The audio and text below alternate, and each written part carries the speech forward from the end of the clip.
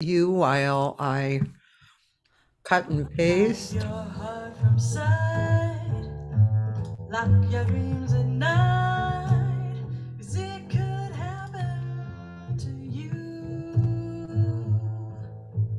Play you while. Don't count stars or you might stumble. Sounds great. Someone drops a sigh and down you tumble. Keep an eye on spring, run when church bells ring. It could happen to you. 'Cause all I did was wonder how your arms would be, and it happened to me.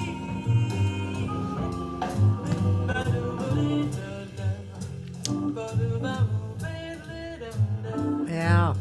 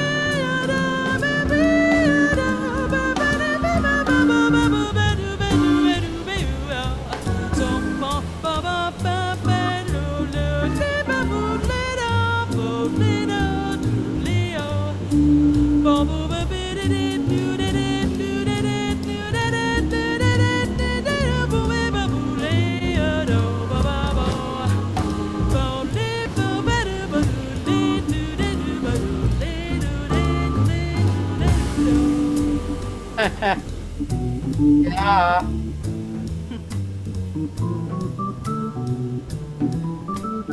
Who is this, Joe Bag or somebody? No, this is Carl Monska from Chicago. I'm sorry, let me turn this down. I didn't hear her. Who was it? His name is Carl Monska from Chicago. Yeah, Oh. this is a Chicago-based. Oh, cool.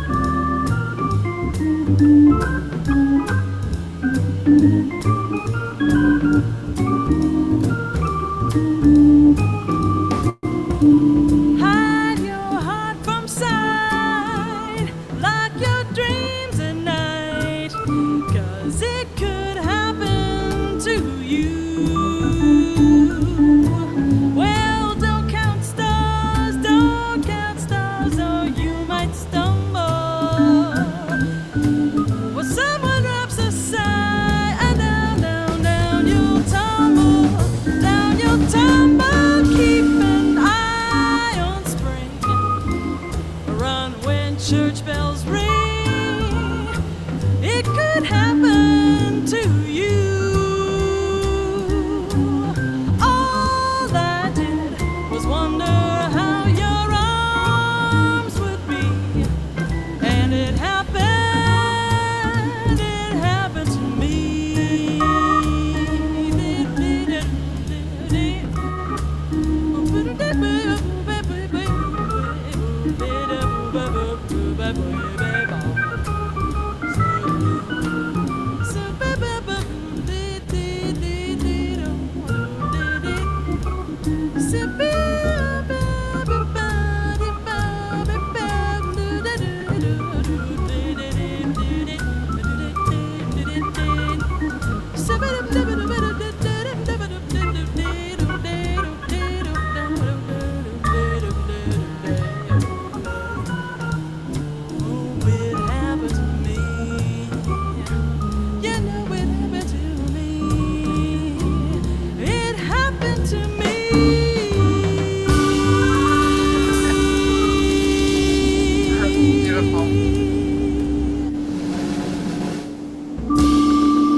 Beautiful.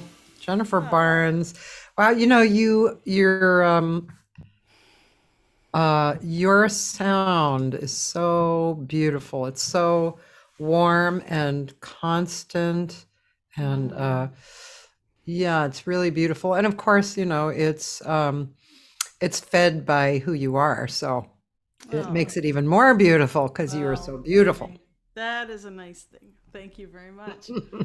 I don't, it's funny to listen to yourself always, right? And we all have that thing. Of course. You make peace with it over time. Like, yeah, this is me. This is yeah.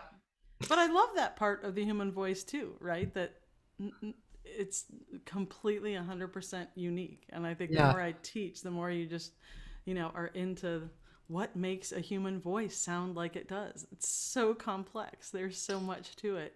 I know. But like you said, it's very much the person, and as well as the anatomy and physiology, and then the work that you do and the things you listen to, and you, the being. Yeah. That's really, and I mean, we know too, because of studio singing, which you've done a lot too, you can sound like anybody, but when you come through with you, that's when your unique sound comes forth, Yeah. And that's, I mean, I was going to say, don't get me started, but here I am. I for 2 hours, I can actually talk about this. But I mean, lately, it seems like it's lately, but I don't think it is lately. I think it's just been growing over a number of years, this perspective that, but lately it's been getting even more intense, this observation and admiration for storytelling of your own, like really being honest and coming forth, and then the result is so effective. It's and effective is such a light word for this. But it's just I've lately, literally, I've been feeling like my cells are being changed. Wow. Listening to people, Right. That's cool. That's very cool. Yeah. I agree. Yeah. I think, I was thinking about what you were just saying, that I find that I say have to, but in a good way. I have to think through the philosophy, kind of, the why of everything all the time, because of being a teacher, and being in front of students, and they want to know why, Yeah. And so it makes you have to think about how to articulate, wait, do I really believe that? Or like, who told me that? And is that really true? And I think, I find that we are saying that a lot, that, I can have a blast, going on a gig and singing, a bunch of standards all written in 1940. I can have fun with that. Yeah. Right. Yeah. and inject it with as much or as little of, personal deep connection to the storytelling part. Yeah. Right? Yeah. That can be fun, but it's a different thing to say, okay, now this is my unique point of view, whether it's a song you wrote or not. I don't know. It's a thing that you can choose how much to invest, right? Yeah. And it can all be fun. I mean, I actually had a really unique gig. I was going to say maybe in April down here, I got asked to sing a wedding. I mean, I don't sing weddings anymore. Yeah. Not that there's anything wrong with it. It's just not what I do really anymore. But after being closed up, and not singing for so long, I got hired kind of last minute to go do this gig, and it was with really good jazz musicians. And as it turns out, it was 2 music teachers getting married. Oh. And so they actually cared for the music to be good, but still it was going to be mostly background, but they were content to have mostly straight ahead jazz. Yeah. And oh my gosh, it was so much fun to not be the leader in front of a not listening audience and just have fun. Yeah. Like playing tunes we all knew. No charts, not a piece of music to be found. And just do tunes and enjoy each other and have people listening. Oh my gosh, that was delightful. And that was kind of a surprising delight in a way, to sing a few hours of just tunes, and have fun with it and go, yeah, I really enjoy that. There's a good place for that too. And I don't know, I think a lot of young people today maybe don't know enough standards to be able to do that. Just sit in and sing tunes and have a good time with it. Yeah. Yeah. I don't know. So. Yeah. Well, yeah, you're totally, I agree with you, of course. And I mean, what I see and I always contemplate is that people like you and I include you in it, even though you're a lot younger than I am, but still, I think you were in the way, how you grew up and stuff. We worked all the time. We worked like, this girl showed up on my gig the other night when we were in our 20s, we were doing at least 10 gigs a week and calling each other up and saying, can you do this gig for me?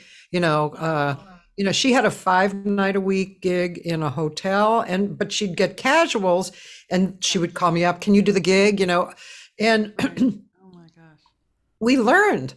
We made mistakes. We learned about personalities. We learned about our keys, the charts, or, whatever. Right. We could make mistakes and it was totally what was going on and acceptable. Right. And that's why we grew. I mean, I feel somewhat bad for people now, that they don't have that particular availability so much, By the way, Cindy Scott is here.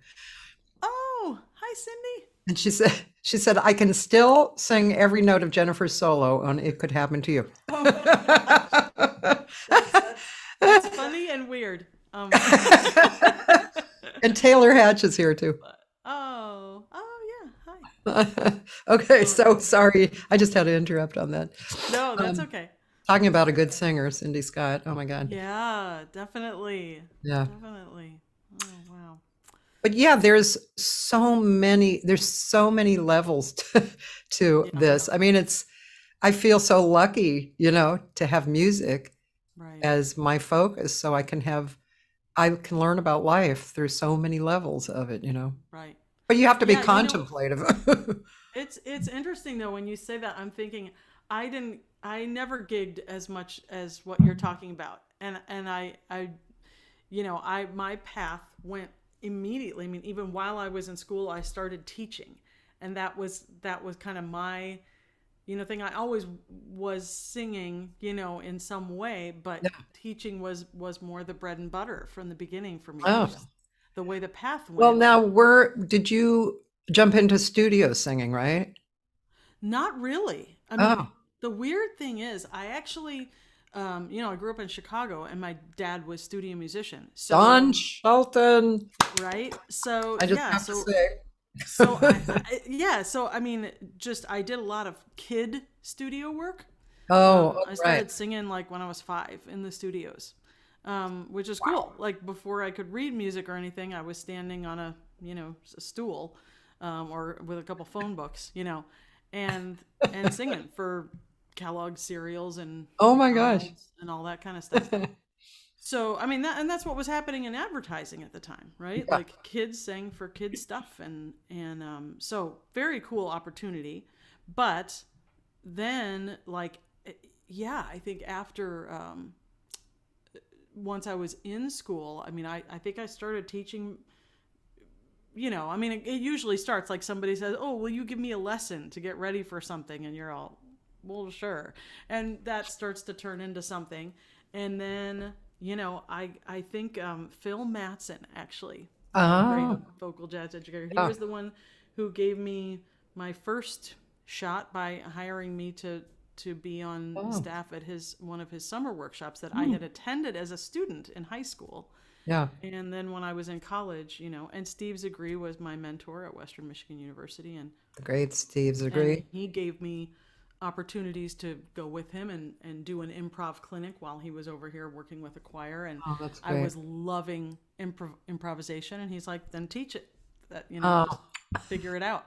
So, Cool. which is good advice, right? You learn Yeah. how to do things better when you teach them. So, anyway, that's sort of how it went. And then I was at Miami doing a master's and was a teaching assistant. So so all of that kind of went hand in hand. But when I moved back to Chicago after that, I thought, okay, I'm moving to Chicago and I hope I can, do some teaching and some gigging. And as it turned out, I did some gigging, but not nearly as much as I had envisioned because the teaching started taking over. And I was teaching at Northern Illinois University and then at Roosevelt University downtown in Chicago, and eventually just there. And that grew into a full-time, tenure track kind of position.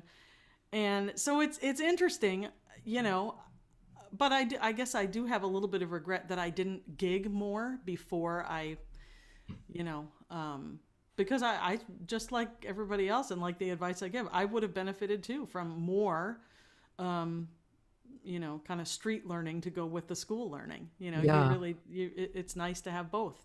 Yeah. And so It's interesting. It's interesting looking back at our paths and what brought us. And I mean, I have a few, I guess I could call them regrets, that I didn't go in a certain direction more or take the bull by the horns. But I don't know about you, but I always felt like I was kind of, I mean, who knows? I could say it's good or bad, but I was going along with the flow, and the flow led me where it led me. And I learned lessons along the way. I learned a lot by watching other people and what they were doing and how it affected me and what they were doing and I wasn't, and just all kinds of things. But it's I mean, now it's like we were talking about our voice, how we've accepted what our voice is. Right. And now I feel really very content with my life, and what I do. I feel good about it. It's like, that's a great place to get, isn't it? It's great. It takes a minute. You can't rush that. I was wondering, I don't know if I know that about you, Cathy. Like, what was it always singing for you? Like, did you Pretty think much about so. doing other things, or like, I'm a singer, I'm gonna sing it? Like, when did you know? Well, like you, I grew up, in a musical household. My dad played sax, actually. Right. And I went to Berkeley, but I went there for flute and arranging because they didn't have voice at the time. Oh, I didn't know that. Yeah, when the year I left, 75, was when they started the vocal department. Oh my goodness. I was singing, and I was already kind of working, Sure. But and I always sang along the way, but I had straight jobs. But there was one point where it wasn't a straight job. It was funny. It was, I was either doing a little straight job or doing something weird like selling 3D cameras. You know, and that was the last job actually that I did before, when I did that, because it was a self-employed kind of thing, right? Okay. And I said to myself, you know, I could do this same energy and focus with music. So I might as well just do that. And that's when I changed. Wow. I was living in LA at the time, but I was pretty young, you know, I mean, in my 20s probably, or 30s maybe. But yeah, so, and there was a time period, let's see, it was probably the late, kind of the later 70s, when people like Angie Giray, who was a singer like me, and Rich Ruttenberg, who was just a piano player in town, when they started getting into studio stuff. And I saw that, and also people were having big charts written for big bands, those two things. And that was one of those moments when I felt my flow, you know, that was not there. It wasn't the studio thing, and it wasn't the big band thing. I could have gone after it, I guess, you know, but I just, I chose the live performance route. And you know, when I started teaching, when Sonny Wilkinson left town, because she gave me her students. Ah, okay. That was a long time ago, right? Probably 30 years ago, I want to say.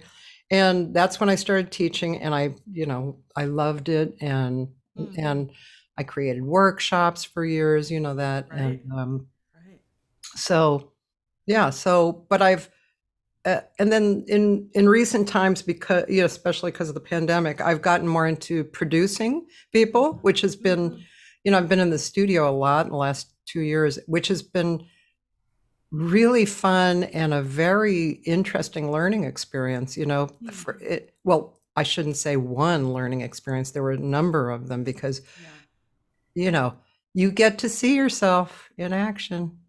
If, you know, even if you're the producer, you know what I mean? Yeah. There's things that you learn about yourself, right. You know, that you have to, you know, buck up and go, okay, I gotta confront this and accept it, or get strong, or whatever whatever is the situation, right? That's interesting. Yeah. John Prue is here. John Prue. Ah. Oh, Roland would like you to move your mic closer. Move it closer? To you, yes. I can move myself maybe closer to it. That's good. Is that better? Yes. It's, you know, speaking. There it is. But I know. Well, okay, I got it too. You know, of course you remember, but I might have to stir your memory, but I was a visiting clinician at Roosevelt for you, and John Prue was the piano player. Yes, yes, he was. Oh my gosh. I mean, yeah, as soon as you jar my memory just the littlest bit, I do remember that. Of course. I can picture where we were, like in that room that day. Me too. Yeah. I don't know why. Was I the luckiest person in the world to have John Prue, you know, be a student for a while? That was pretty fun.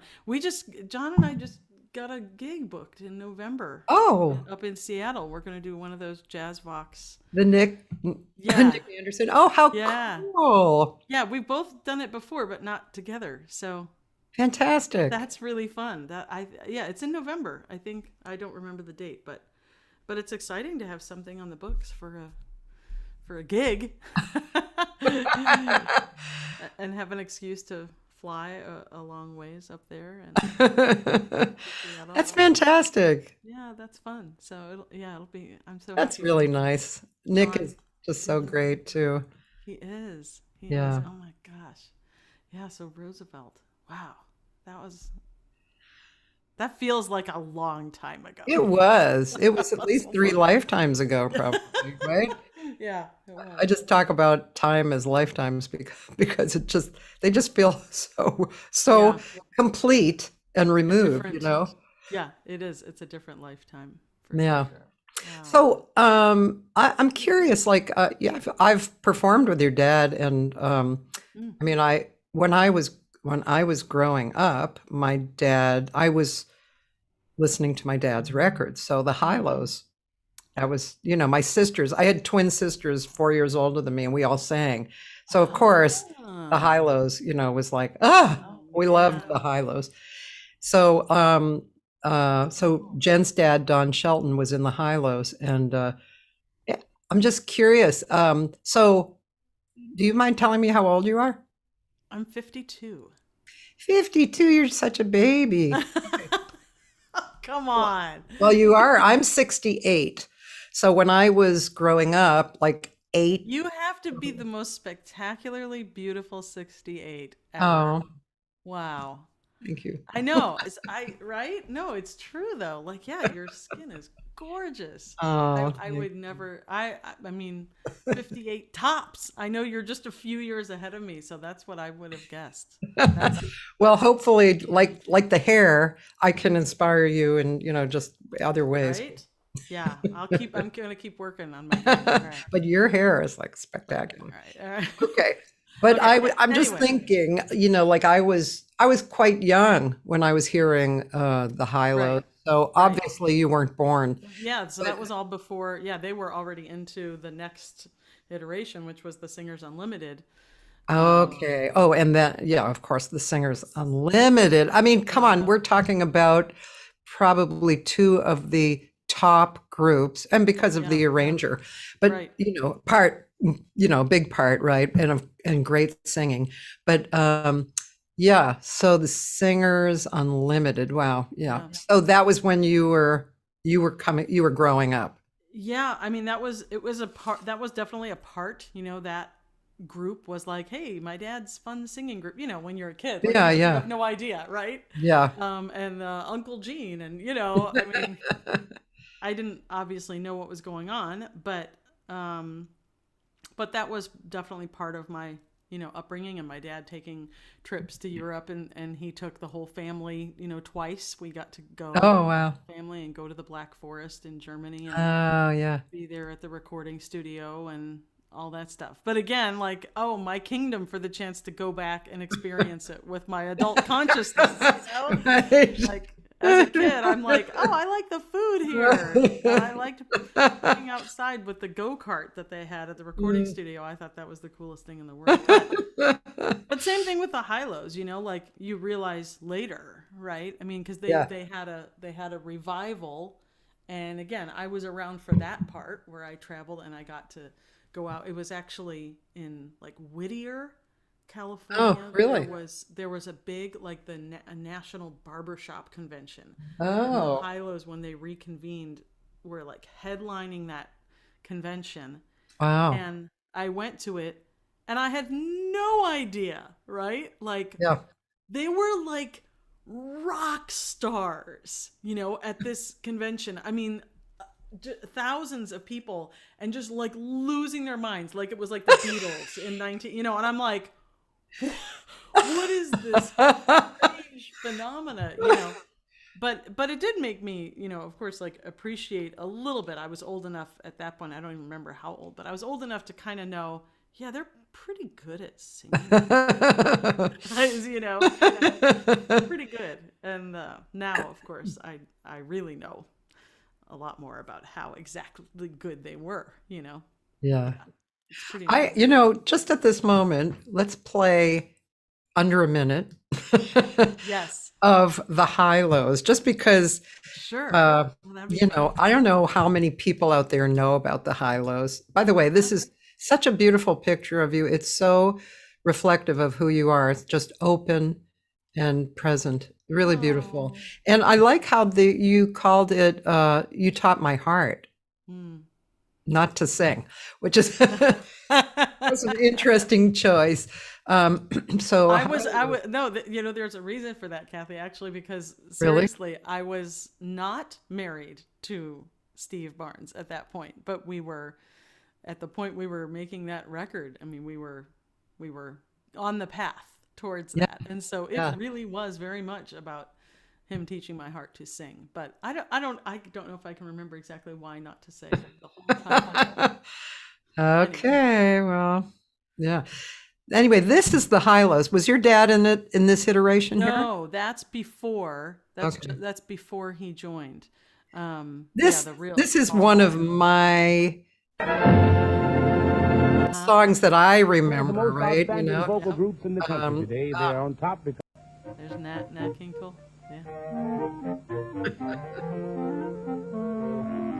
My sugar is so refined. Oh yeah. She's one of them high-class kind. She doesn't wear a hat, she wears a chapeau. She goes to see a cinema, but never a show. My sugar is so refined. She's got a real high-class mind. Never buys a dress that's so with a frock. And always winds her timepiece up, but never her clock. She says tomato instead of tomato. She says potato instead of potato. You should see how she holds a cup of tea. Just two fingers while she sticks out three. My sugar is so refined. Yeah. She's one of them high-class kind. She never shares a kiss. She lets our lips unite. But oh, it feels like it's an Andy's kiss to dynamite. I wonder what she thinks each time I hold her tight. She's so refined. Oh yeah. Just so beautiful. I mean, yeah. That's that pretty high great. part, you know, and Clark was so amazing at singing it. Unbelievable. Yeah. Unbelievable. I mean, really, like one in a million, you know? Yeah. A lead voice like that, leading the group, and yeah. You know, I'm sorry. Hold that thought. yeah. My friend Dan Davila posted an interview with two of them. I wonder if one is your dad, but one is Clark, and it's Oh. more present in this time. But anyway, I'll send that to you. Oh yeah, cool. Okay. Yeah. That's cool. Yeah, you know, I have to say, this is totally on my mind.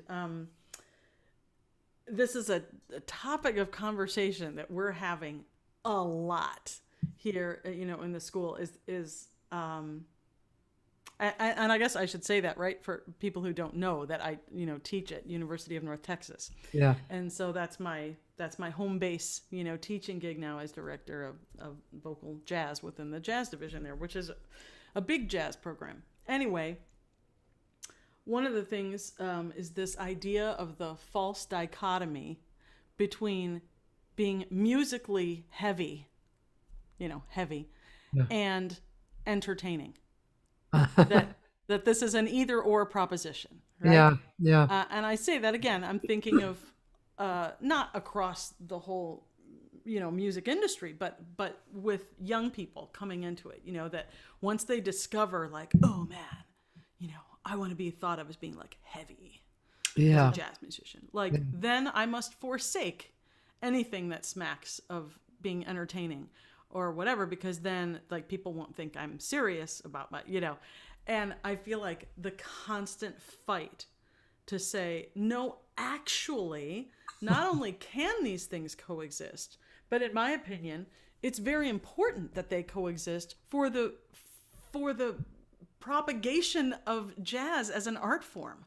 Yeah. You know, that saying it just, you know, of course there has to be a balance, and that if it's all about, oh, I'm just trying to be funny, Yeah. entertaining, and I don't take it seriously, obviously that's not what I'm talking about. Yeah. But I think it's a harder sell the more serious the study of jazz gets, to say, like, so anyway, back to the high-lows. When I watch that excerpt, that's what is ringing bells in my mind, is the degree of excellence Yeah. and skill that it takes to do what they're doing is completely lost to someone who doesn't know. And that's beautiful. You don't have to know how absolutely heavy they are in the skill, you know, to enjoy that and to go, Yeah. oh, well, that's fun. You can just enjoy it on that level. Or you can dig in and go, oh my gosh, that's live and it's perfectly balanced and there's nothing out of tune. And the stylistic things, it has lots of nuance and subtlety to phrasing and every note, no one note is the same as the one next to it. There's something, intentional in how they crafted that performance. And I wasn't there live for this, but I've heard the stories. My dad talking about practicing together for 3 hours, a day. And for singers, that's a long time to sing. Yeah. But just to be, perfecting what they were going to do, hours and hours of individual practice and then practicing together to get that. So anyway, I love that as an illustration of the meeting of those two things and saying it's not an either or, it's an and. I just went and saw my friend Cheryl Barnes sing, and she's just a divine singer. But so she had this great band, her husband on piano and Leo Nobre on bass, incredible, and Sandro Feliciano on drums, also great. And so, and she introduced the band, and then her husband said, "Ladies and gentlemen, I just want to point out that you are witnessing old school here. This is a complete entertainer whose quality is the highest possible." And anyway, that is exactly what she does. She is totally open to the audience and giving in the classiest of ways, and her quality is the highest quality. And I think it is, and it doesn't have to remain old school, but I think it is old school,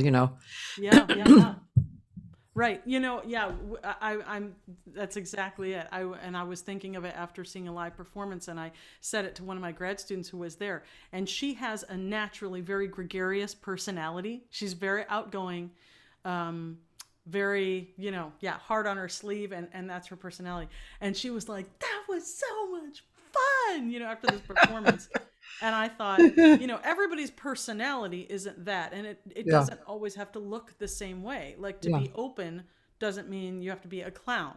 Right? Yes, right. You know what I mean? Yes. So it can look different ways. But I feel like an old person when I say it, but I get concerned sometimes that the balance gets a little lost of like, I want to write my story, and because there's angst, there are serious things going on in the world, so I want to write about all of that.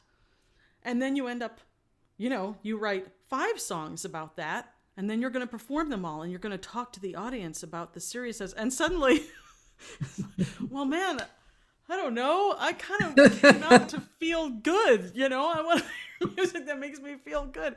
So again, I think there can be balance. I want honesty. I want to know what's on someone's heart, and sometimes what's on your heart is something sad or something heavy or whatever it is. But I don't know. Yeah, it's an interesting.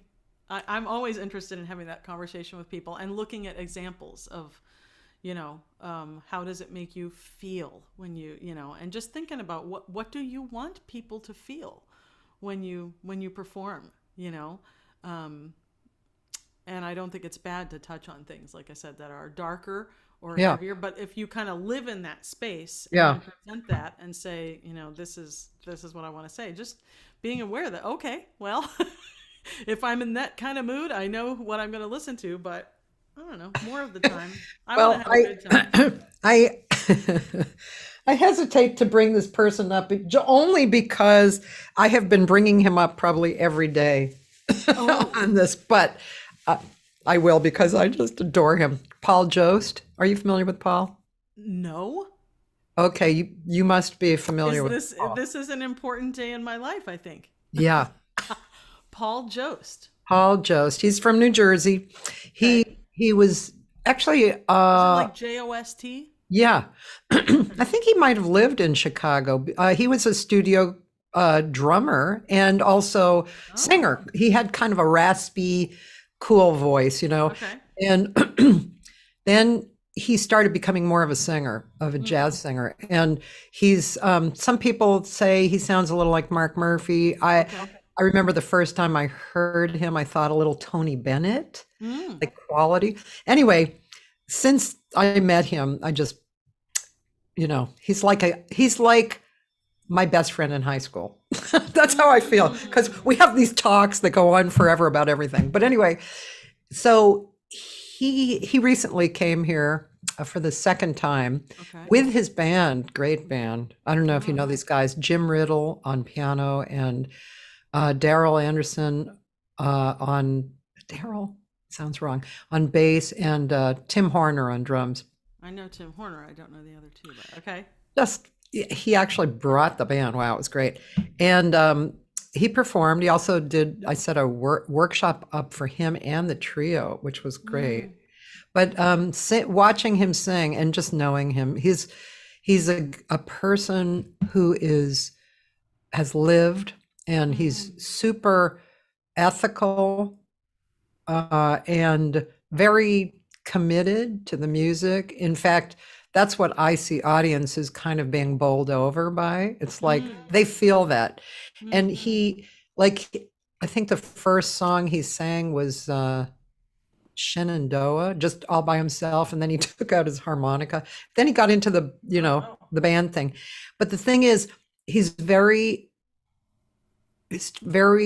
straightforward about his feelings. It's kind of on the serious side, like what's happening in the world, and that kind of thing. But then he also has a great humor, but it's totally natural. He's sharing everything, so you don't walk away with like feeling laid out crying, but you do cry at certain points, but then other points you laugh, you're overjoyed. But he's so honest in his portrayal that that's one of those things that I had my genes changed on, my cells changed on the last few weeks. Just cool. Yeah, he's really an incredible artist. So yeah, all that to say, this continuing on with what you were talking about, it's just a good example of what do you want? What do you want to share with people? Yeah. And and he does some very standards, Bye Blackbird, and a few songs like that, but he has reimagined them in what works for him, right? And carries the flow of what he wants to communicate. And yeah, and you can't sit in the audience and not be moved by it. Yeah. That's fun. But we could spend a long time talking about like live performances that we've seen like that change us. When you started describing the kind of performance, I thought of Kate McGarry. Oh yeah. I mean, the first time I saw her perform live, Me too. And I heard a recording and I'm like, yeah, cool. I mean, I heard like one or two cuts and cool, yeah, nice. And then I saw her live and changed my DNA, I think. Right? Yeah. I was in a room. It was at a Gen conference, a jazz education, and so it's like a room full of like the most ears, I'm so cool, right? I know all the jazz things, right? Probably a mix of that and then singers hard on the sleeve, a mix. Yeah. And there was not a dry eye. Yeah. Not a dry eye in the whole room. I mean, seeing all these, all these hard edged, jazz. Yeah. She absolutely debilitated the room. It was spectacular, Yeah, she has really accepted who she is. I mean, and long time ago. I mean, I saw her here, when she was kind of, a newer singer. Right. But she always had this kind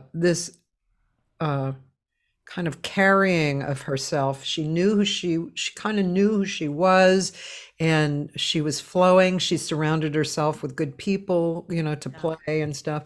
Yeah. And then started really going, I have this part of me that I really should pay attention to, like her Irish heritage, and her big family that she grew up with, and, Yeah, and the stories start Yeah. going, and oh my gosh, yeah. Yeah, she's really something.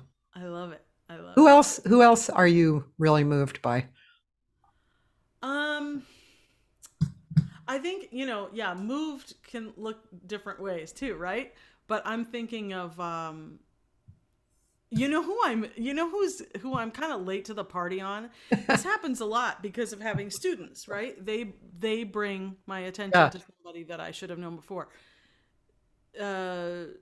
One is Jamie Cullum. I don't really know Jamie Cullum. Okay. Write it down. So I'm saying, like, I've had a bunch of students who've been into Jamie Cullum, and I think I had a wrong idea about him for a while. Like, oh, this guy's like I don't mind admitting it, right? Like when you're ignorant and then you get educated, right? So I thought, oh, he's kind of like a more pop, soulish, R&B-ish guy who like dabbles in jazz. And he's like not the real thing. So I was kind of putting him off to the side, Again, because I heard some excerpt of something and I'm like, oh, real gravelly, gritty voice.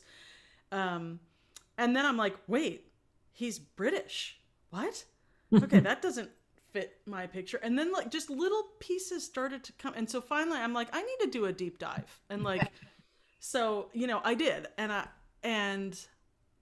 I was won over immediately once I like read a little bit about his life and his story.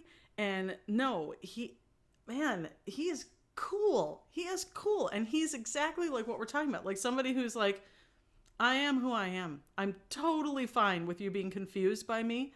But I come from jazz. I mean, he can play jazz, like unapologetically. He has jazz in his roots. Again, not that that's anything, but it's just that when someone's doing jazz, I don't know. I guess because I live in that space so much, I sort of don't want a wink and a nod and then like trying to, own something that you don't really own. Anyway, but yeah, authenticity. There's that's it. Find his performance of he posted during the pandemic a few performances like from his flat. Okay. But one of them, it's not Some Other Time. I have such a bad memory for these but I just know that somebody sent it to me and was like, have you seen this one he just released? It's just him playing and singing. And like the piano sounds terrible and a little bit out of tune. It is so real. Wow. The performance. And I thought there are a bunch of things that are like all hybrid-y stylistically, but it is beautiful and authentic. And I'm all in for Jamie Cullum. Oh, wow. Interesting. And so what's fun is that, this is kind of, again, what I think I hope for as an educator. Yeah. Of the kids today, right? They can relate to him because he does some hip hop grooves with things. Mm-hmm. But it's nothing is tokenized is the point. Right? He means it. It's real, and he's very, very soulful and authentic in the way he delivers whatever he's delivering.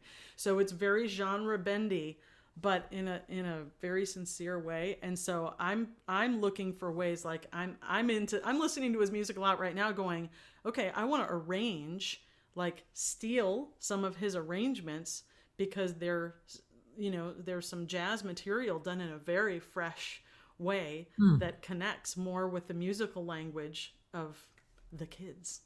So that's fun. That's fun. Good. My friend Dan said he sang the theme to the Clint Eastwood movie Gran Torino. Oh, okay. Yeah. Cool. Yeah, and probably lots of other stuff. But yeah, so he's somebody I'm super into. I'm also I again was late to the party. And I can't even remember who hipped me to her, but Lila Bialy. I had her on here. Yeah. Oh my gosh. Like I love her. I love her.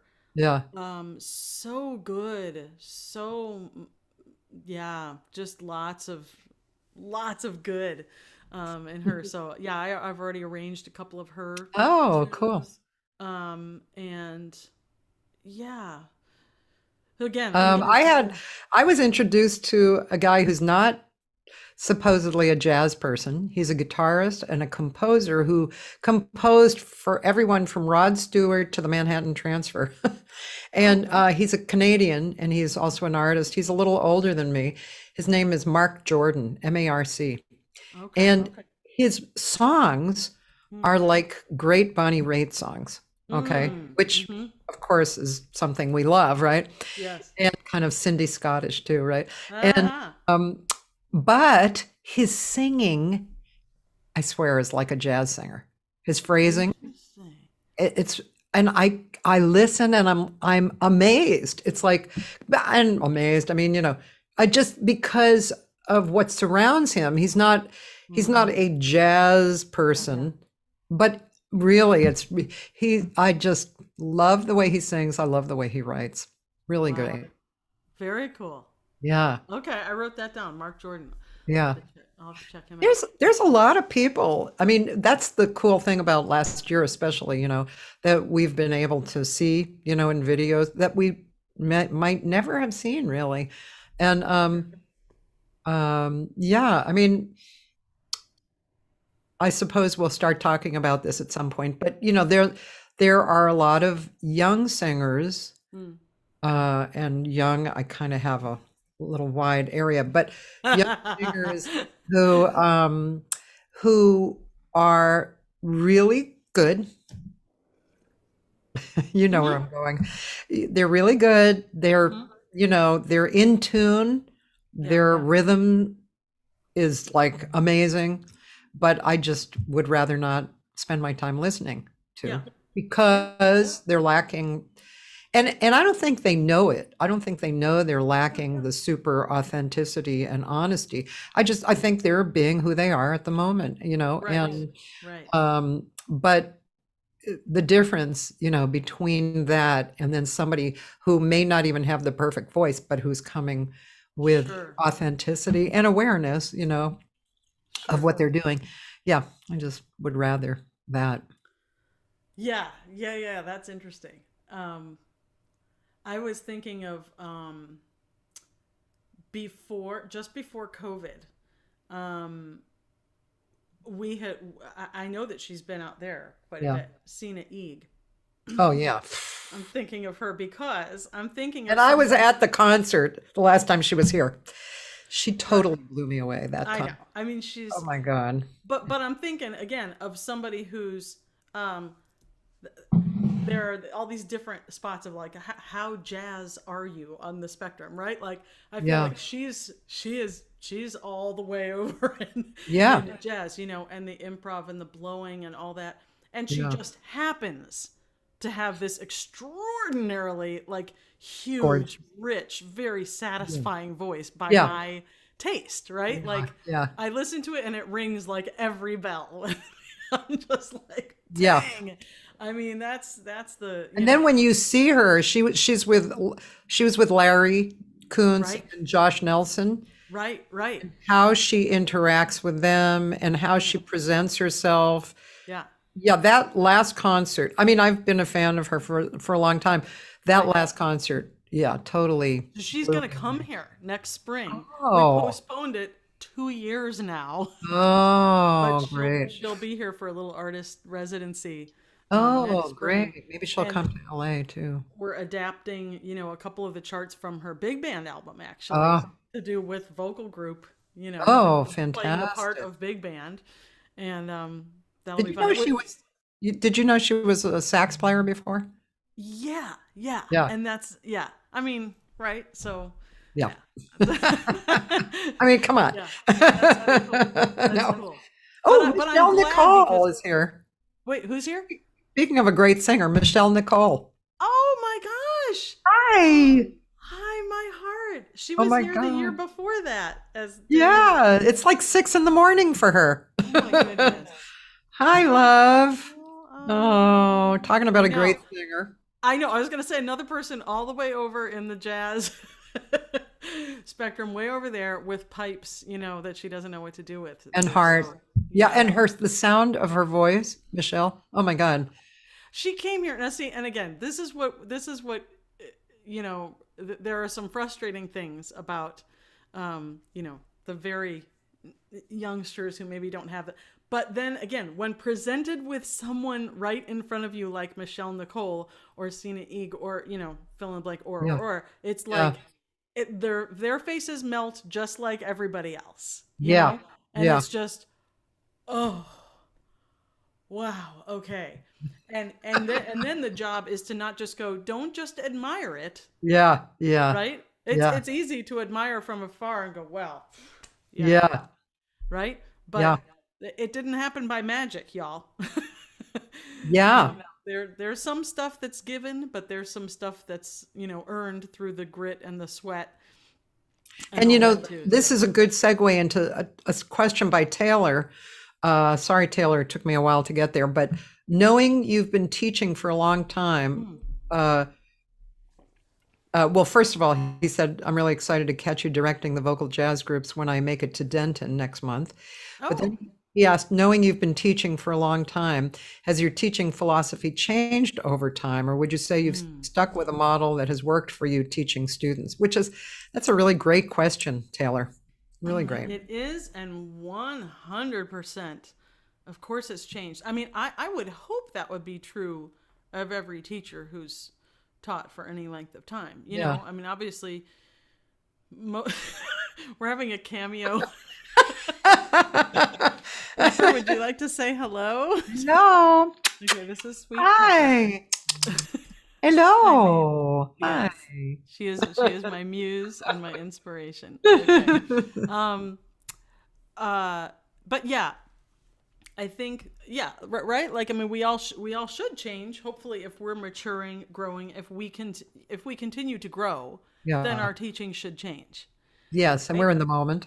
And and I think, I mean, I can think of a few things that have changed, but I think, my wheelhouse as far as what I teach here is a focus on the ensemble experience.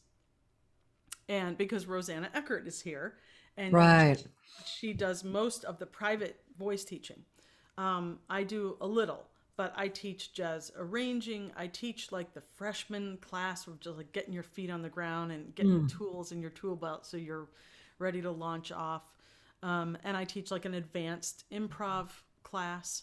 And then I direct, one of 4 vocal jazz ensembles, and the other 3 are directed by grad students who I oversee their teaching. Nice. And I think that's one of the biggest shifts for me is I mean, since you asked me and we have time,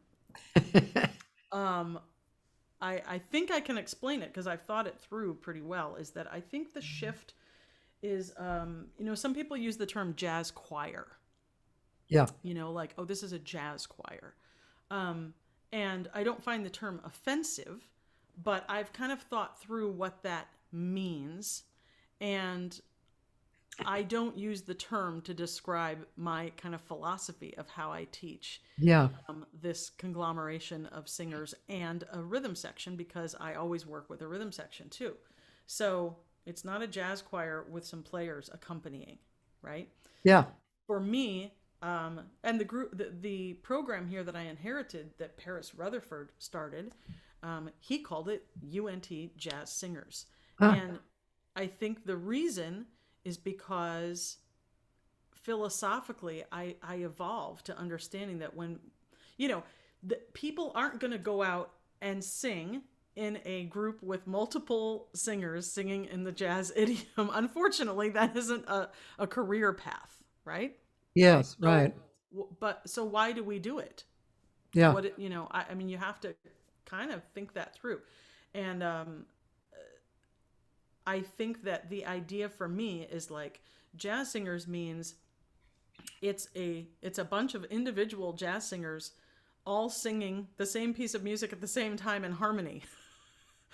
That's different from a choir philosophically for me, because the focus is on blending the voices that I have, whoever those individual singers are. We find the blend together by listening and coming together, rather than having like a choral. When I hear choir, I think of having a choral concept that we're aiming everybody to go towards this thing.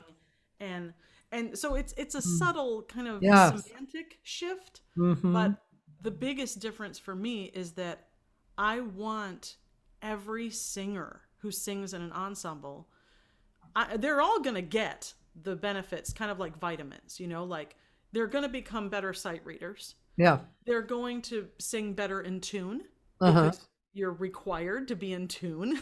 Yeah, right. In harmony. Right. And hold dissonant, harmonies is developing your ear. Yeah. So those things are all going to come. But what doesn't have to come is what I find in a lot of jazz choirs that I've worked with who have that concept, whether they use the term or not, is I mute down my individual, style. I put that in a smaller box in order to blend with the people around me. And so to me, that's one of the biggest shifts I realized I wanted to make was blend. All blend means is we all decide, like the high-lows, we all decide to do exactly the same thing at the same time. But we don't do less of in order to just blend a more vanilla nothing. I have to interrupt you. It's kind of like when you're a solo singer and you're at a certain level and you understand that you are a member of this group of people who each has a job and each has their own individual personality and musical expression, and we're joined. I always show students this. Here is the core. This is the time and the song. Yeah. And then somebody is off here, like the piano player's off here doing whatever they want, but they're still, it's like an elastic band, they're connected, right? And here's the bass player, and here's the drummer, and here's the singer. So we're all actually doing ourselves, but we're all connected to the same thing. Yes. It's kind of like that, like what you're talking about, for me anyway. It is. And I think, in my opinion, that is a harder way to approach the vocal jazz ensemble. But at the end of the day, it's more exciting, more rewarding. Yeah. Because you get a much more expressive product. And for me, that's number one. Yeah. Right? Like, I mean, it's worked out philosophy, but like, to me, the worst thing would be after a concert of my vocal jazz ensemble to have somebody go, "Oh man, like that music sounded so hard." Or, "You guys sing so in tune." I've heard that.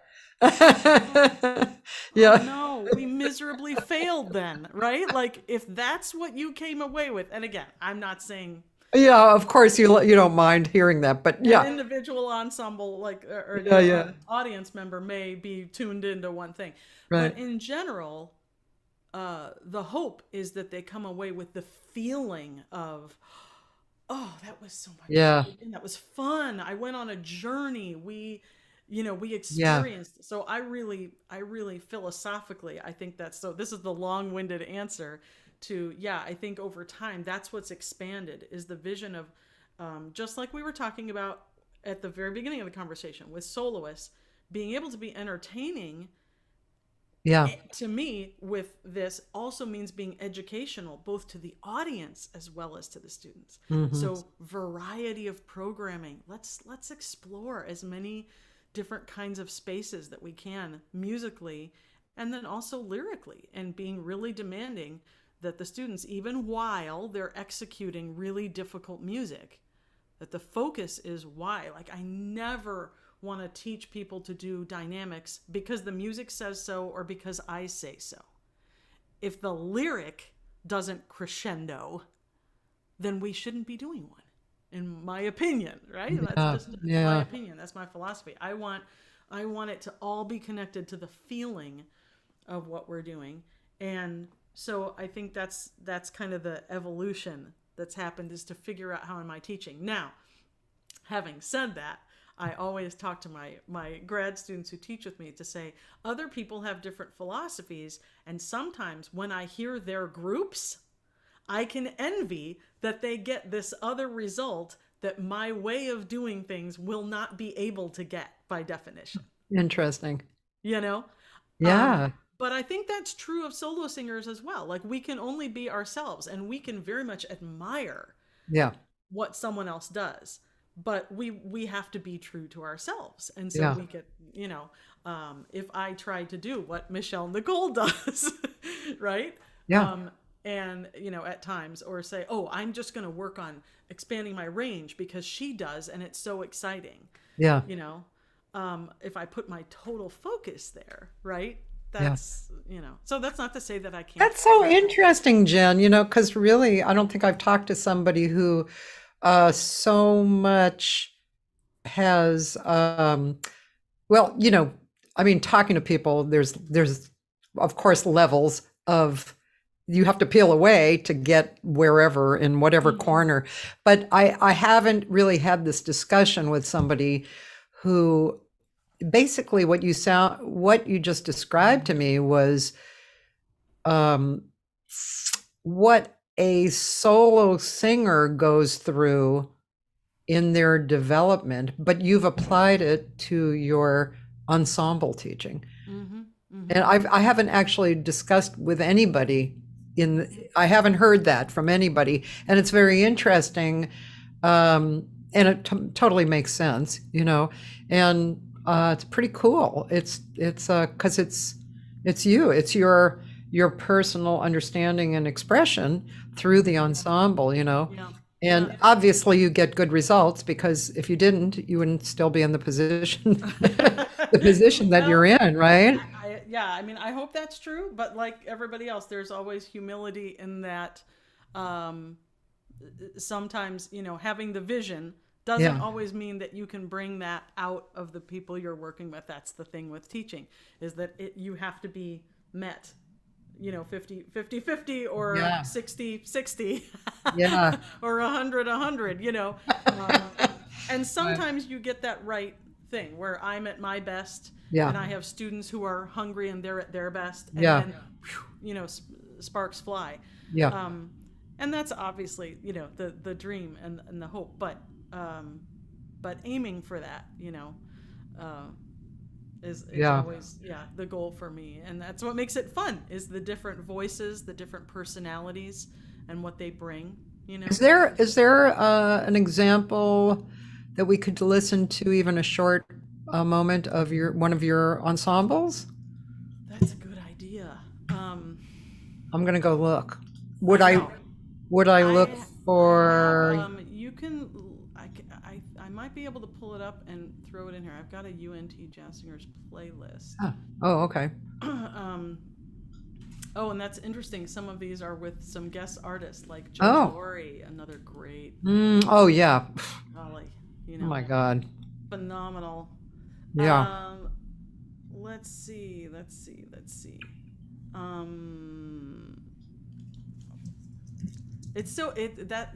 another tricky one where my playlist hasn't been updated in too long. So if I just pull up UNT Jazz Singers. Do you see anything here on mine, or? Oh, let me look on yours. I'll make that bigger. Oh, okay. Let's see. Put up at the top. Put UNT Jazz Singers specifically, because you've got some classical choirs and stuff there. There we go. Then we'll be looking at the same thing. I mean, you know, up at you could do the Sunny Side of the Street one. Let's see. Yeah, these are from a live concert. So, or maybe There's No Greater Love. That might be fun. That's kind of big bandy. Okay. Sure. Let me try that one. All right. Let's see. 1, 2, 1, 2, 3.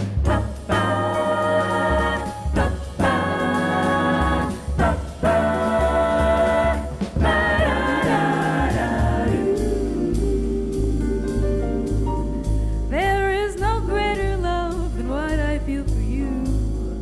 No greater love, no higher to true. no sweeter song than what you sing to me. You're the sweetest thing I have ever known. And to think that you are mine alone. There is no greater love in all the world. It's true, no greater love than what I feel for you.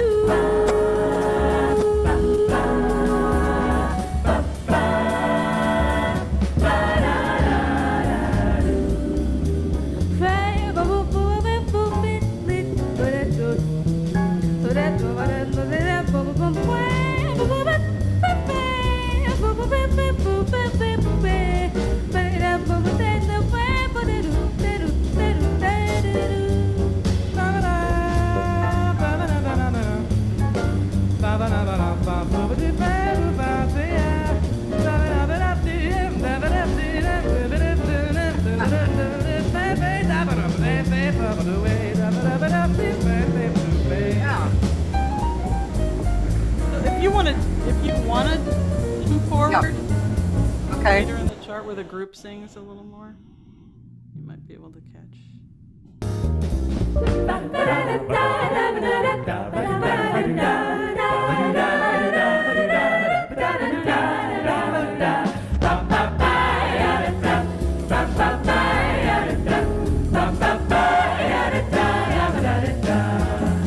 There is no greater love than what I feel for you. No greater love, no heart is true. There is no thrill that's greater than the thrill you bring to me. No sweeter song than what you sing to me. 'Cause you're the sweetest thing I have ever known. And to think that you are mine. You are mine. There is no greater love in all the world, it's true. No greater love than what I feel for you. Ba-ba. Greater love than I feel for you. Ba-ba. There's no greater love. Wow. Fantastic. Oh my God. Wow. What a great chart, too. Very nice arrangement. Man. Thank you. Yeah, I mean, so that's a little rough to listen to because it's from a live, unmixed. Well, as far as I'm concerned, But I mean, you're listening for some very particular things. Oh, From yeah, my yeah. position, it sounded great. I think, yeah. I don't know. So but because it's so loose to my ears, it's like, Yeah. well, okay, there's that thing I'm talking about, which is I go for feel, Yeah. and time. I want it to be swinging, and I want them to sing not constraining, Yeah.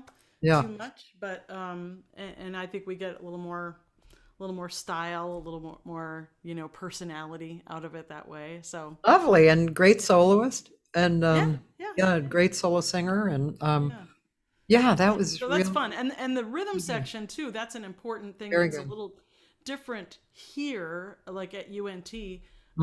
Like I said, we've got 4 vocal jazz groups, and these guys, the piano, bass, drums, guitar, this is their primary ensemble. Oh, So it's not just the singers and then we stick a bunch of players in and rehearse a couple times. This is a band from day one of the semester all the way through. Wow. So I'm working to keep them challenged and in the mix and have the singers learning from them and vice versa, throughout the process. So I was thinking when I was listening and watching how mind-blowing it must be for the student who gets into this group. They must be really excited. Yeah, I think most are. I think some, and I like the challenge of it, frankly. I have some who are a little bit more like, this is a thing I have to do as part of my major. Really? Some of them come in because a lot of them, Cathy, have never sung in a vocal jazz ensemble before they get to college, right? So if they've only, again, I mean, this, you, I'm sure, encounter like high school kids now, right? Like if they get into jazz early on, I mean, they can go far as just soloists. So they may have never sung with other singers and are like, well, this is weird. What are we doing here? And so, like I said, I kind of like the challenge of having to sell them on, this is going to make you better. Right? Yeah. And you'll still have plenty of opportunity to do solos and to do your solo work, and you'll be in a combo over here. But this time that you spend, it's really like time in the gym. This is a musicianship workout for you, as well as bringing vocal technique. A lot of them, again, you know this as a singer, for the female singers, a lot of the singers come in not having worked out all the way the registration issues, head voice, chest voice, mix, percentage of, all this stuff. They're still working it out. So again, having to sing in a group like that, when I first started teaching here, the women all sang in all head voice as soon as they got to ensemble. Oh, wow. Not in their solo singing, but for some reason, it would come in and everything like that. There is no greater love than what I feel for you. Head voice all the way down there. And I'm all, okay, let's talk about, can we find our chest voices? And they're all, oh, well, yeah, like I have a chest voice, but like I don't sing like that. And I'm like, okay, how about a mix? Well, I'm working on it, and I'm like, okay, well, you're going to work on it here too, because I don't want to hear that head voice thing down here. There is no greater love. Yeah, it is weird.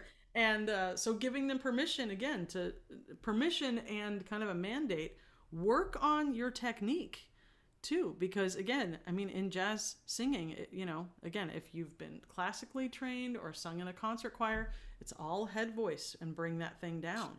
In jazz singing, it's the opposite. We want your speech, we want the depth of your speech register to be present in the singing. So that needs to also be happening in the ensemble as well. So is this this is part of the curriculum? Like you have to be in the... Yep. Wow, that is so awesome. Yeah, they have to be this is called large ensemble, right? So if you're a classical singer, you come to school, well, you have to be in a concert choir all 4 years. And if you're a string player, even if you're a soloist, right? You have to be in the symphony orchestra. Same thing for the jazz singers. Fantastic. That is really great. And the players, Cathy, they play in either a lab band, right? Which is like a big band. Yeah. Or one of the vocal jazz ensembles, that's like their lab. And then they also do small group and stuff too. But these are the large ensembles. Interesting.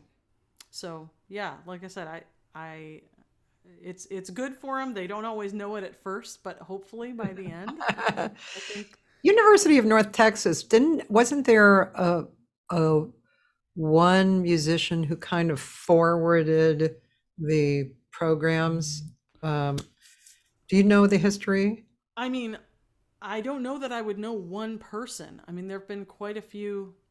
I think in the beginning there was, because I've talked to other like educators, older people who mentioned a name. It was a man.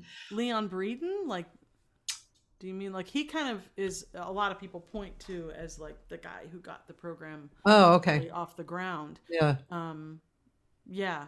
But then, I mean, the list of came through is long. Oh yeah, that's for sure.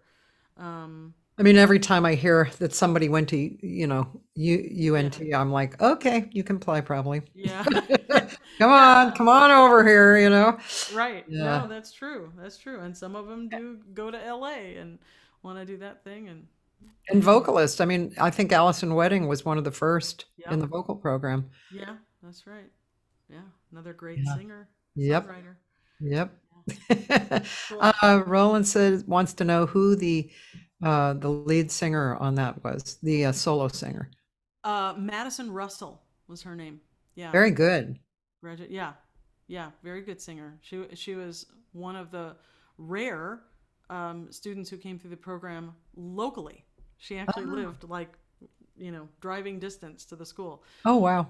That's unusual. We have more students that come from afar than near, but she was one who came through. Very, very fine singer and nice person. Yeah. Wow. Let's see. Sorry.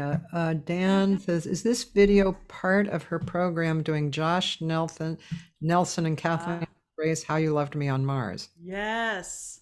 Yes. We had Segal-Garcia and Josh Nelson come together as a duo because they were working together at the time. Yeah. And so we invited them both to come. I knew Sarah all the way back from when I was teaching at USC, and she was my student there for a minute and sang in a vocal jazz group that I directed and all that stuff. And I didn't know about Josh till a good bit later. But anyway, we had them here a few years ago. It was a wonderful residency. And we like doing that when we bring somebody. We I listen to their albums and talk with them about, okay, we like to adapt. They'll do a little bit of performances solo, but then we'll have the singers be backup vocalists on a couple tunes. We'll write some. So you're talking about Segal-Garcia, but did you have Kathleen Grace come too, or you just did the song How You Loved Me on Mars? Her song. Yes, we did her song. That was the Josh connection. I see. That's a really beautiful song. Beautiful song. Beautiful song. And another great singer, Kathleen Grace. Oh my God. I worked with her at USC also. Oh, she's talk about a big heart too. Yeah. It's a really beautiful heart. Yeah, that is a really beautiful song. So I guess you wrote a beautiful arrangement. Is that correct? Actually, one of my students did. Oh. Yeah. I like to have my students do the arranging sometimes. So yeah.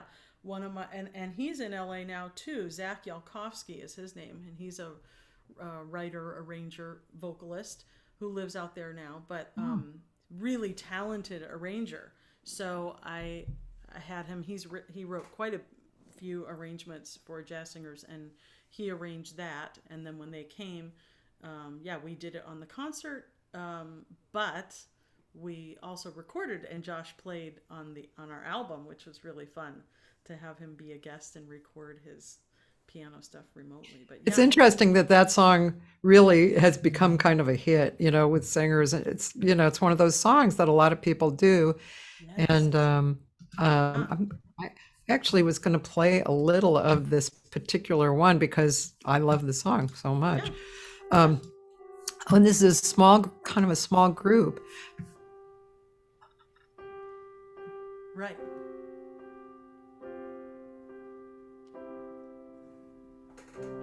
Dreamed last night that I traveled to Mars and lived a new life underneath the same old stars. And you were there. Oh, beautiful sound. We lived in a house made of rock and out of sand. I studied the sky and I lived off the land. And you were there. How you loved me on Mars. How you wrapped your arms around me. In the red light of day, volcanoes of ice and rivers of clay became full of fire, raging waters underneath the same old stars. How you loved me on Mars.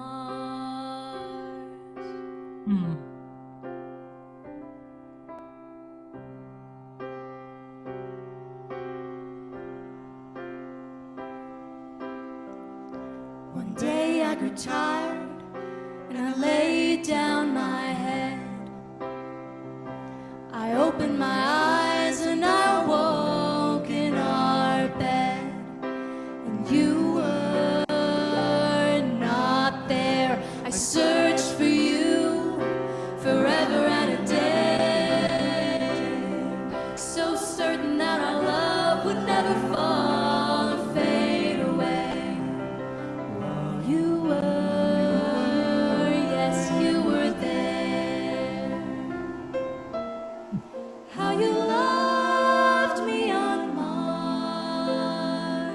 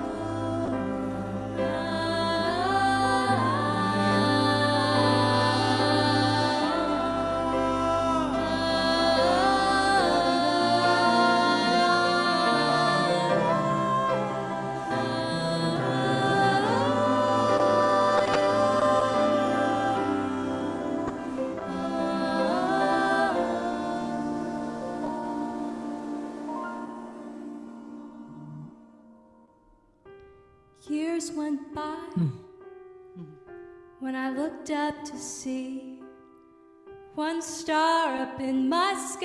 Oh, how it danced around me. And you were, yes, you were there. How you loved me on Mars. How you wrapped your arms around me. In the red light of day, volcanoes of ice and rivers of clay became full of fire, and raging waters underneath the same old stars. How you loved me on Mars.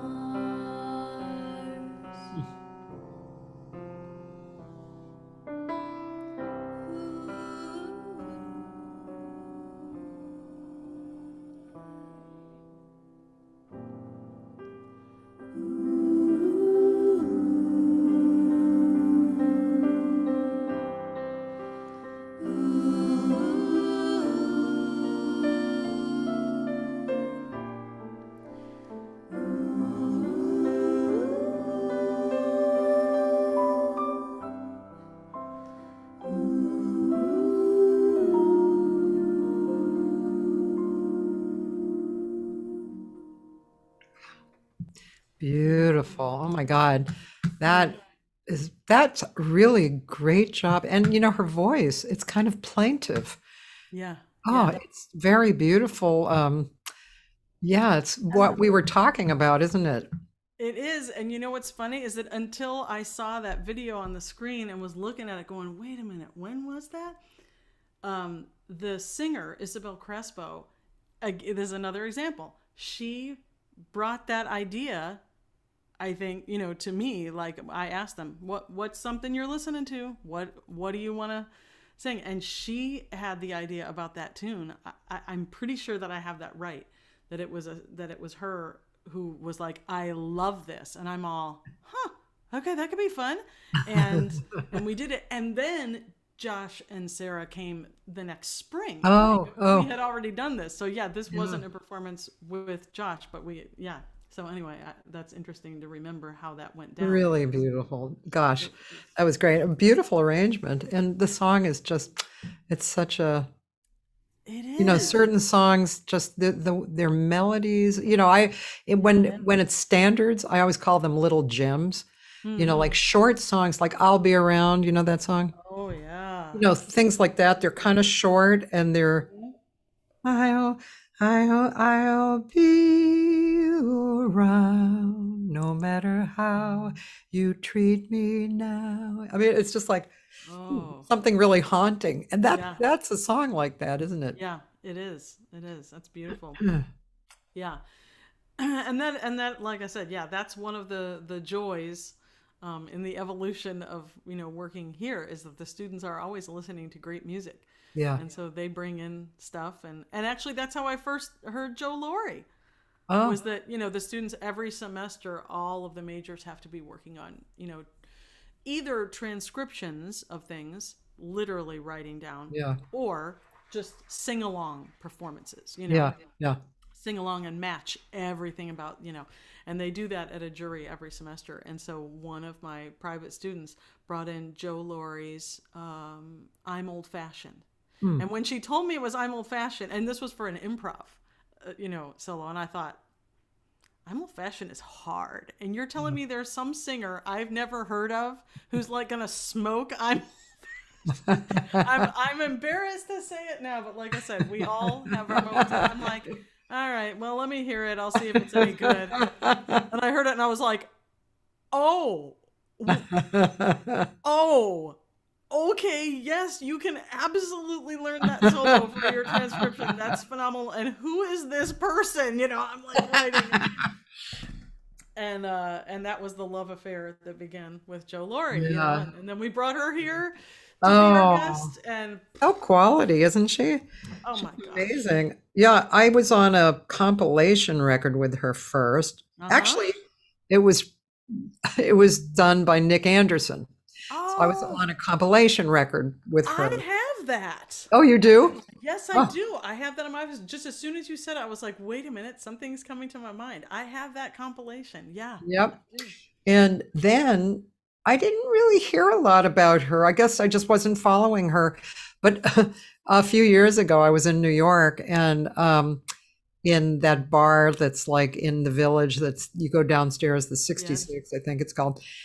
So Kate and Keith and Joe and her husband, they have like a little group thing. Right. And oh my gosh. Yeah. Oh my God. Joe, Kate, if you singers want to hear something real, go hear them. I mean, together. Phenomenal. Oh, totally floored me. You know, I wanted to bring, that reminds me, I wanted to bring up the group, well, you probably know the name. I'm blanking right now. So Kate and Peter Eldridge and Lucian Moss. So they came here quite a while ago. And the arrangements remind me of what you were talking about before. Mm-hmm.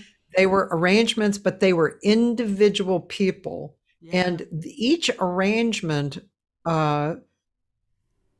showcased one singer's abilities. Right. And it was very unusual. Yes. Group, a vocal group, you know, and really wonderful, very satisfying. Yes. Yeah, I agree. Really, really different. And kind of wish there was more of that, you know, from them. Yeah. But that's neat. It's another different kind of, you know, format. And I think that, now there's Sage, you know. Aren't they wonderful? You know, what a great group. Incredible. But same kind of thing with like four individual artists who can all stand as soloists on their own. And then this ensemble gives them a chance, but they all also have background and musicianship. Yes. Tight harmonies. And they love that. And I mean, I love what they're doing and the way that it's moving the conversation, you know, forward about what's possible. Yeah. And again, that just, you know, the bringing together of a more modern aesthetic concept, you know. And look how successful they are too. They're going really crazy. Successful, which is, it's that to me too is like rewarding, because it's like, there you go. You know, there it is. Just what you were talking about at the beginning, you know, being entertaining and being incredibly musical. That I would have to say 55. Thanks, Joyce, not the 66. I was off a few numbers, but who's counting? That's funny. No, that's a really, they're a great example, I think, of that. Yeah, exactly. Like you watch the show and it's great. And it has heavy things and it has funny things. Yeah. Musically, you know, heavy, lyrically heavy, and then some very light and funny and just fun too. Yeah. All of it. It can be all of the things. Yeah. Let's see. There was something Taylor always asks this question. Taylor. Oh. He says, even in your position as a jazz educator, do you think most music curriculums in colleges are lacking anything in particular that should be emphasized more? What do you think jazz education now should improve on? That's a really good question. Yeah. We're having a lot of those conversations, which is cool, I think, and encouraging. I think a lot of schools are, you know, if they want to move ahead, at all, then they know that, so there are curricular changes going on at UNT right now. Some are starting this fall, some are starting next fall. Some of the changes are precipitated.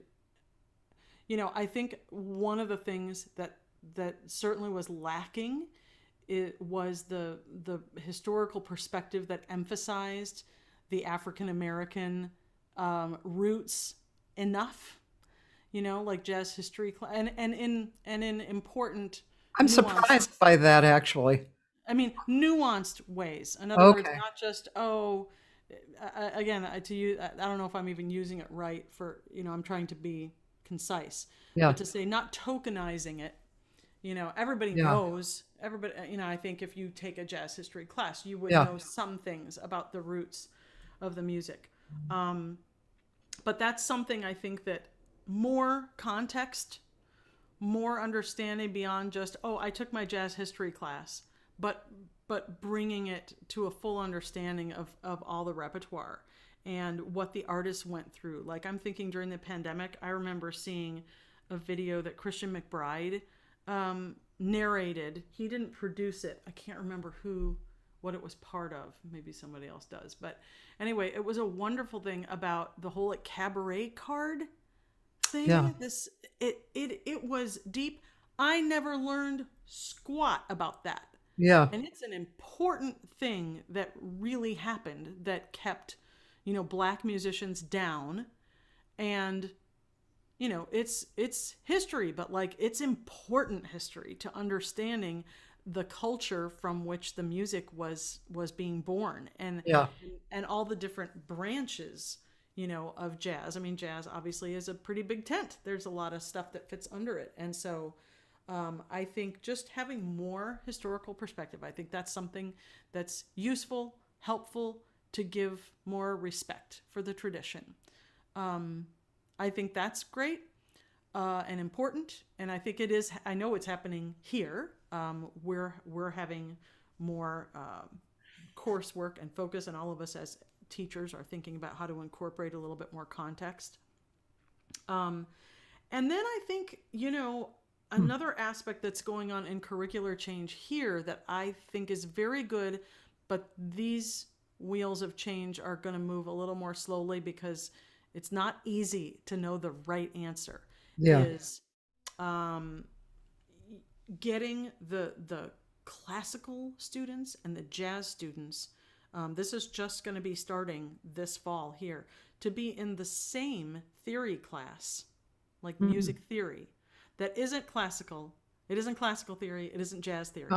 It's music theory. Yeah. And so they're going to be learning about theory from Indian tradition, jazz tradition, African tradition, Western European tradition, all of that being music theory. Now, of course, as soon as you add a bunch of content, that means you have to remove other content. So that's the tug of war that's hard to figure out what to let go of. Right. You want to be careful not to throw out the baby with the bathwater, right? As the saying goes, and say, well, Beethoven's crap. We don't need to know about that. Yeah. Maybe not. Yeah. Because I have some, I have thoughts about that, having studied classical, but being in an environment where, like, my environment had more jazz in it, but my study had more classical in it, and there was both, But I think, again, kids, right? They don't label the things. No, right. They respond to the music that feels good to them. Yeah. And so I am eternally grateful, literally eternally grateful, that my upbringing was such that I was in a house like that, where my sisters were listening to Jim Croce and, and then James Taylor and Al Jarreau. And you know what I mean? Like hodgepodgey. I just heard music that was like, had good beats, and I could dance to it because I was the youngest. And then my dad was playing along clarinet with classical stuff, and they took us to hear the symphony live. And it was very boring for me as a child, but I know that it was important to what my ears were hearing, that I had to sit quietly through symphony performances. And even though it was boring, there was beauty and there was depth and like breadth of music that was 20 minutes long a piece. You know what I mean? Yeah. That kind of stuff was important to the imprinting going on. And then my dad is singing in these groups, and I still have, how we have little like movies or pictures stuck in our mind. I can totally picture a house that we moved out of when I was 6. So I know it was younger than that. And my dad playing the album, the Singers Unlimited album called Feelin' Free. And it had the song Green Dolphin Street on it. And Claire Fisher was the keyboardist and arranger of the instrumental. And like, I loved that song at younger than age 6. I don't know why. I just responded to it. I loved Green Dolphin Street. And like, I didn't know anything about anything. You know what I mean? So my point is, I have always felt like I was most privileged, right? To use a term de rigueur. I was most privileged because I was brought up with just music around all the time of all different kinds. And nobody really worried about teaching me, well, now here's what this is. And here's the form. And now they're improvising. Like, I just heard it and I loved it and I responded to it. And that's my greatest wish, is that, I wish more people learned more about music in that way. Yeah. You know, I think right? It's attributed to Duke Ellington, like the two kinds of music, good and bad. Good and bad. And so, yeah, I mean, falling in love with Ravel. Yeah. Right? There's a lot of kinship to jazz in whatever. Anyway, so I think we're trying curricularly to get a little bit more marriage blurring. I think that's great. And I was talking to this Indian composer who's doing really well, Ricky Kej, yesterday. It was a fascinating conversation. But one of the things he was telling me was that, when you grew up in India, everybody had to study with a guru. And that's how he pronounced it, guru. Instead of guru, like I would. And that it was a very serious study. I mean, not serious, but it was, you had to do it. Yeah. And so the musicians were classic trained, but then the playing was improvisational. Yeah. Yeah. That's fascinating to me. Yeah. Yeah. And that's why he said a lot of classic trained Indian players love to play jazz with people because, you get to improvise, right? Right. Yeah. And I think that's a big deal. I find that percentage wise, how do you say that? Many fewer, a lot less. A big number less of students come in, if they're singers, with even any desire to improvise. And I assume that it's usually because of fear, right? Like, we fear what we don't know. Yeah. And I love it so much. I think it's such a wonderful, free, it's just improvising, making up new melodies, But again, I attribute it largely to the fact that I sang while I played and I was making stuff up, And I think if people, if the first experiences that they have with making up melodies is in a context where they're told that's wrong, right? Then it just kills it. And so unfortunately, we have more students who are arriving, they haven't done it before, and they immediately are in a class where they're told what's right and wrong, and that's a bummer.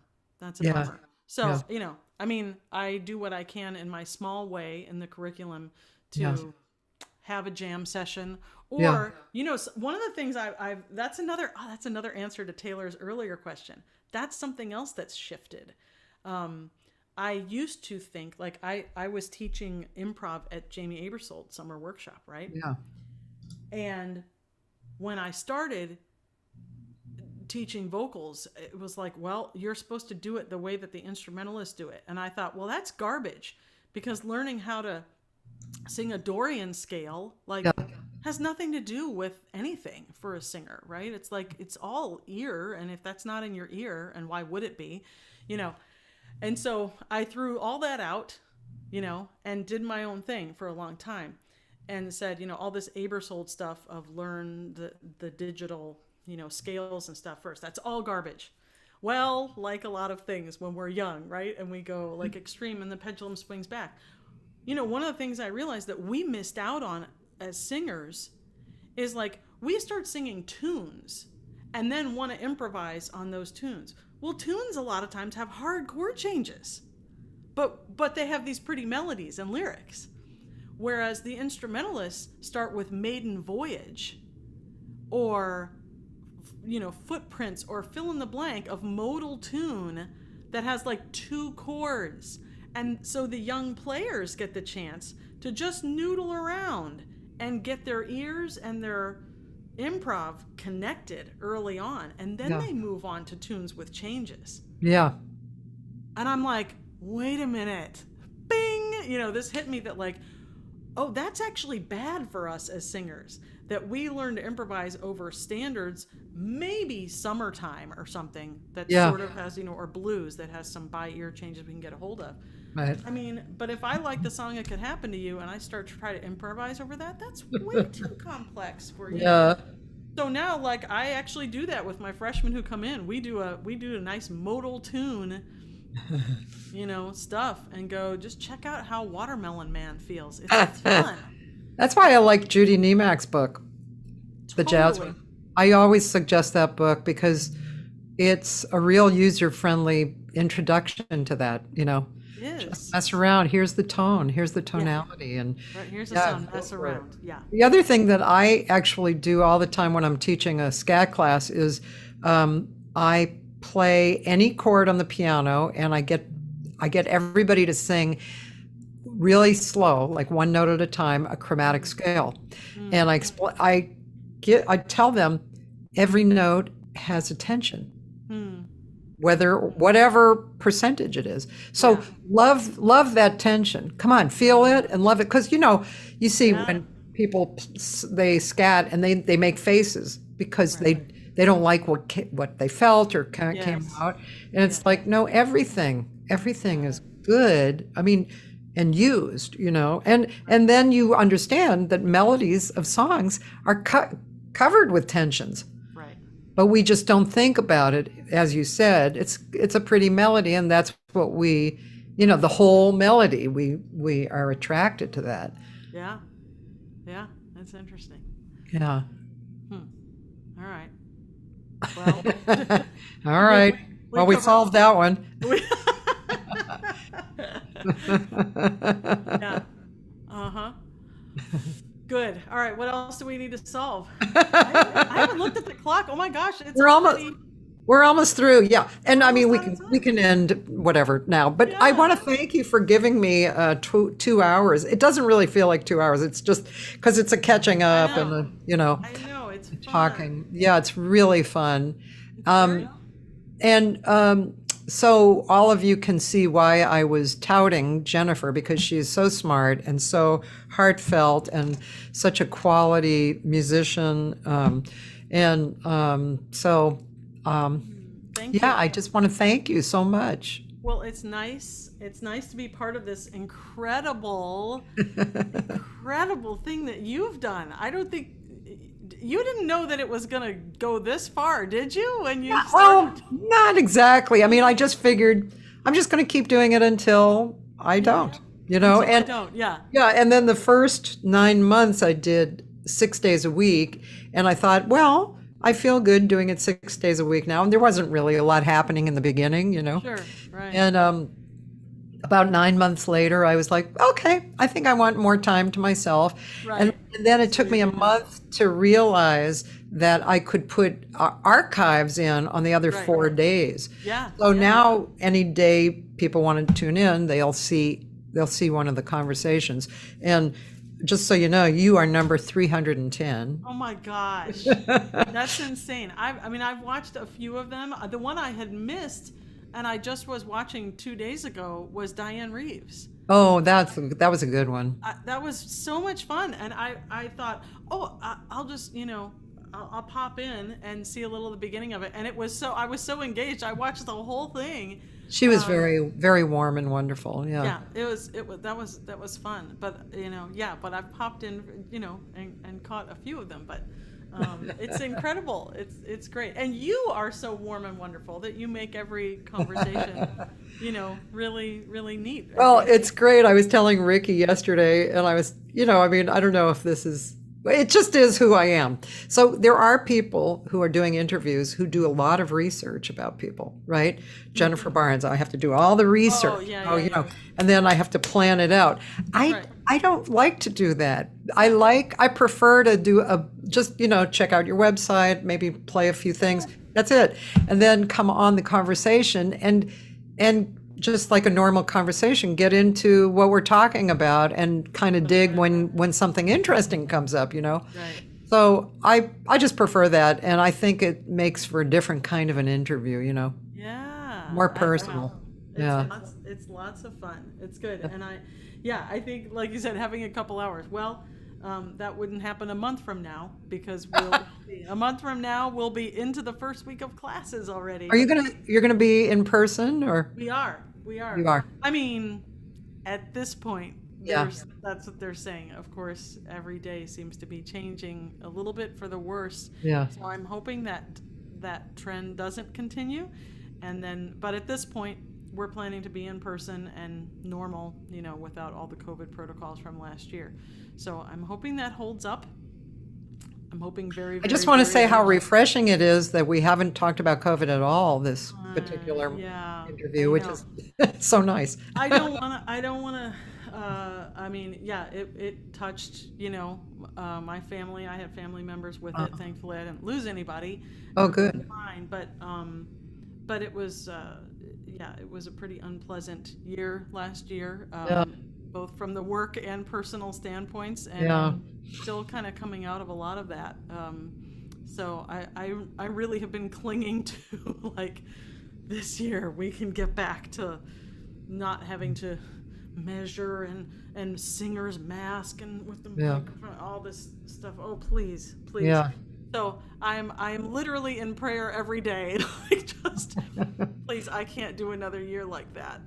Teaching, we all did our very best to make good on giving to the students the best that we could, but it was hard on everybody. It really was, and how with teaching it's battery draining in a good way, but it still is draining, and without being able to replenish so much, right? That was tough. So hopefully this year we'll have a better experience for everybody. And yes, I don't have any plans to get out to LA anytime soon that I know of, but I hope there'll be an excuse sometime. Me too. I'd love to get back out. That would be great. Yeah. So, but if you come, I will help get a workshop together. And a gig. Yeah, I'm sure there are many others here who will help. John Prue and Michelle Weir, et cetera, et cetera, et cetera. Josh and Sarah, and on and on. Yeah. Well, thanks. Yeah. It was a good decade out there. I met and made a lot of wonderful friends and started a family, and it was good times in LA. But this is good too. I like it here, and life is doing what it needs to do now. So yeah, well, I love you. Thank you so much. It was a beautiful day. Thanks, Jen. Thanks. I so enjoyed it. I was glad to be a part of your wonderful series. So thank you. And if you would like, you can sign off, and I'm just going to tell people who I have coming, so that's fine. Awesome. All right, thanks. Bye, sweetheart. Bye. Jennifer Barnes, real quality individual. The next 4 days will be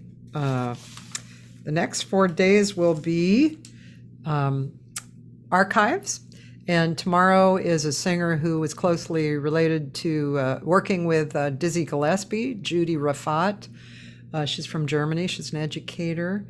Friday, a studio singer who is extremely ensconced in the studio life, Randy Crenshaw, living out here in LA. Saturday, renowned educator and trumpet player Bobby Shue. And Sunday, multi-woodwindist, band leader, label owner, in the abstract form, abstract music direction, abstract jazz, Vinnie Golia. Really wonderful. If you want to hear, if you want to know who else is coming, please just go to my website, CathySegal-Garcia.com. And Sunday, if you're in LA, I'm going to be performing in Burbank at the Urban Press Winery from 2 to 5.